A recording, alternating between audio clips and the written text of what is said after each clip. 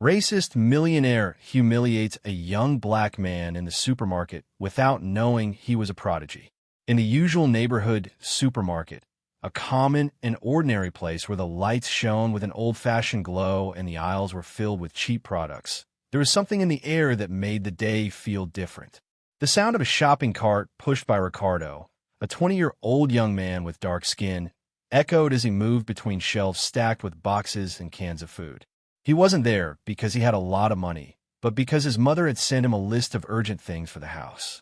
Everyday tasks like these kept him busy, trying to get in and out quickly to avoid wasting more time than necessary.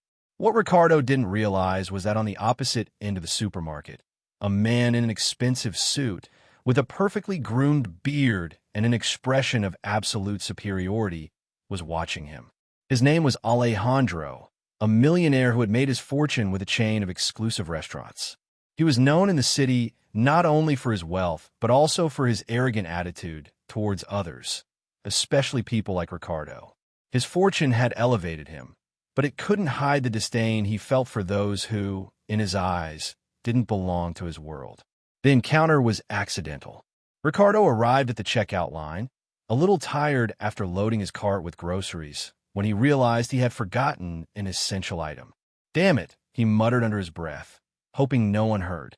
However, the sound of his quiet voice didn't go unnoticed by Alejandro, who was already standing next to him with a cart full of expensive products. "What's going on, friend?" Alejandro said, his tone dripping with mockery. "Didn't they teach you to organize better? Or is that what happens to people like you, huh? Always disorganized, never knowing what to do with your life." Ricardo frowned and, unable to stop himself, responded in a challenging tone, "I don't know what you're talking about, but if you want to talk about organization, don't even try. You have the money to buy whatever you want, but that doesn't make you better than anyone else." Alejandro smiled, savoring his verbal victory. "Oh no, friend, don't take it that way. It's just that I can't help but feel sorry for you. But I suppose people like you, who think they have the right to everything, don't even care about order. Or have they taught you to work?" Ricardo felt the anger rising in his chest, as if someone were squeezing his heart with an invisible hand. He was used to hearing comments like that from people like Alejandro, but it never stopped hurting. He thought about his mother, everything she had taught him to get where he was. He couldn't let them humiliate him without saying anything.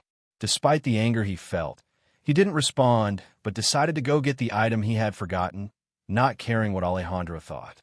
However, when he returned with the item in hand, what he didn't see was that Alejandro's cart had fallen onto Ricardo's grocery bag, crushing it loudly.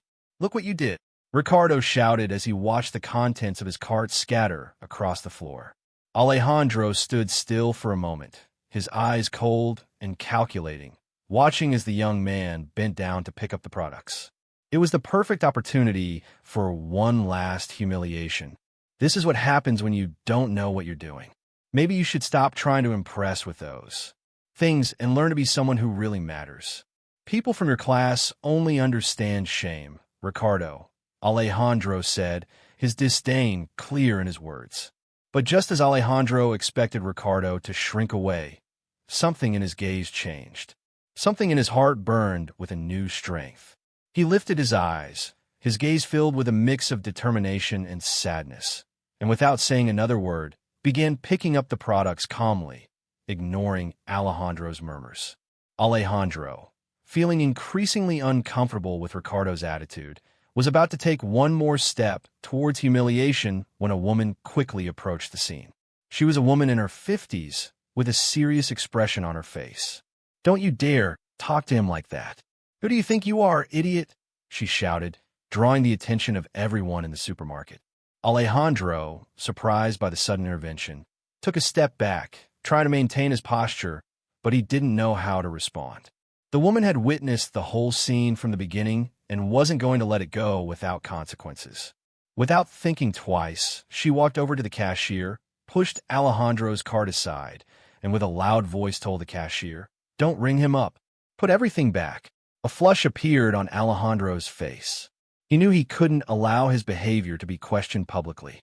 But what he didn't know was that Ricardo wasn't just there to face humiliation, but also that there was something he didn't understand about the young man standing in front of him.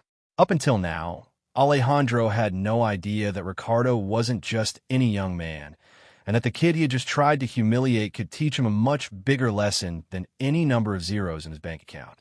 The tension in the air was palpable. Alejandro, red with fury, watched as the woman walked away toward the checkout with her car of groceries.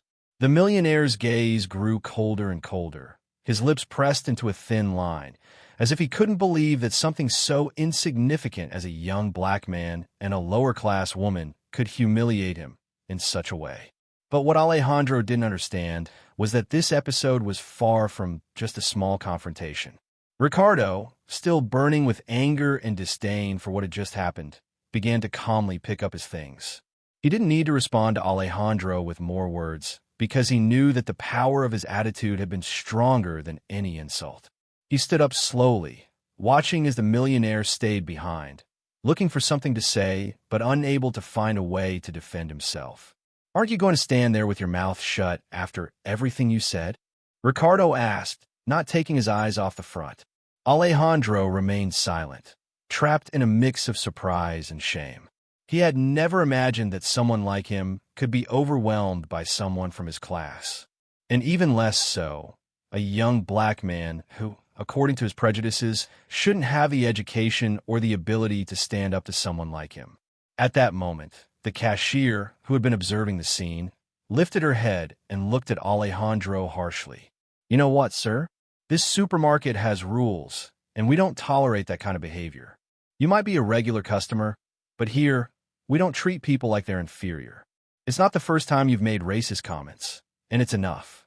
If you're going to behave like this, I don't want you here." Alejandro, caught between disbelief and fury, stormed out of the store without saying another word. As he pushed through the door, his footsteps echoed across the supermarket's linoleum floor, each step louder than anyone else's. Ricardo, although surprised by the outcome, couldn't help but smile to himself. He had accomplished something he never would have imagined. Not only had he defended his dignity, but he had also been part of a small collective victory. But the most important thing to him at that moment was that he knew his life was about to change in a way he couldn't have anticipated. A few days later, Ricardo, unsure how, had been invited to an exclusive event at a local university, where he was going to speak about his life. The news of his encounter with Alejandro, the millionaire, had quickly spread thanks to the woman who had defended him and the people who had witnessed it. What had started as a humiliating incident had turned into a turning point in Ricardo's life. The event was more than just a simple talk. It was an opportunity for the young man to speak about his achievements, his struggles, and how he had gotten so far, despite the adversities he had faced. A representative from a technology company, impressed by his eloquence and story, invited him to collaborate on an artificial intelligence project that, months later, would make him a leading figure in his field. What Alejandro would never have imagined was that the young man he had tried to humiliate in the supermarket was not just a nobody in the line. He wasn't simply a young black man with dreams. He was a prodigy who, despite the challenges, had built his path with effort, intelligence, and dignity. A year later, Ricardo received an invitation to an exclusive gala organized by a foundation that promoted diversity in technology. The surprise came when he entered and saw Alejandro, who, for the first time, was not the center of attention. He seemed uncomfortable, somewhat diminished, as if life had dealt him an unexpected blow. Ricardo, noticing the presence of the millionaire, slowly approached. But this time, there was no anger in his heart. The story had changed, and Alejandro, seeing Ricardo's confidence and success, understood, albeit too late, the most important lesson of all: humility. "Hello, Alejandro," Ricardo said with a smile, extending his hand. Alejandro looked at him for a long moment, processing the image of the young man he had tried to belittle. Finally, with a sigh, he accepted the handshake. "I'm sorry, Ricardo," he said, for the first time sincerely. "I was wrong about you, and I was wrong about a lot of things. I wish I could have seen it earlier. I respect you." Ricardo nodded, and with that simple action, Alejandro learned what he had failed to understand during all those years of arrogance. People aren't defined by their race or the money they have. They're defined by what they achieve, how they rise in the face of adversity, and how they fight for their dreams. And that, Ricardo, he had proven more than anyone. Finally, Ricardo walked away, leaving behind a man who had learned one of life's hardest lessons, but also the most valuable.